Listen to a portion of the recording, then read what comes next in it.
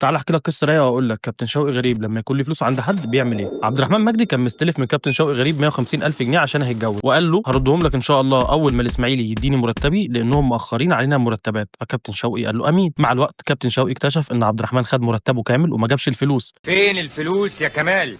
انت طبعا مش مصدقني. فين الفلوس يا كمال؟ فكابتن شوقي في الفلوس ما يعرفش ابوه، فقال له بقول لك ايه، انت هتيجي معانا اولمبياد طوكيو وساعتها هتاخد مكافاه من الاتحاد وانا هاخد منك فلوسي وانت خد الباقي. المشكله مش هنا اصلا، المشكله ان عبد الرحمن مجدي كان مصاب وكابتن شوقي راح مستدعيه. فالصحفيين اللي كانوا بيغطوا الاولمبياد وقتها حسوا ان في حاجه مش كويسه في الموضوع، فقالوا فين اللاعب عبد الرحمن مجدي؟ لا بيشارك لا في تمرين ولا بيلعب ماتشات. فاتحاد الكره راح من جوه كده سال وفهم اللي فيها، وعشان يداروا على الموضوع قاموا ملبسين عبد الرحمن مجدي قضيه تحرش، وقالوا ان عبد الرحمن مجدي اتحرش بفتاه يابانيه في الفندق اللي كان المنتخب مقيم فيه. فعبد الرحمن مجدي قال لك لا كل الشرف وطلع في الاعلام وقام مبرأ نفسه وجاب ناس زمايله تشهد وقال لهم لا النسوان الياباني مش الطيب بتاعي. اتحاد الكره وقف عبد الرحمن مجدي بسبب المشكله دي، لكنه ما خدش اي قرار لحد دلوقتي ضد شوقي غريب. والكلام اللي انا بقوله لكم ده بقاله 5 سنين. وزي ما القصه كوميديه في جانب سيء ليها، ان افضل لاعب شاب في الدوري الالماني في وقتها ما انضمش للمنتخب على حساب ان واحد زي عبد الرحمن مجدي راح. وعمر مرموش طلع في الاعلام وقال نصا ان كابتن شوقي غريب ظلمه لانه كان نفسه يلعب في الاولمبياد.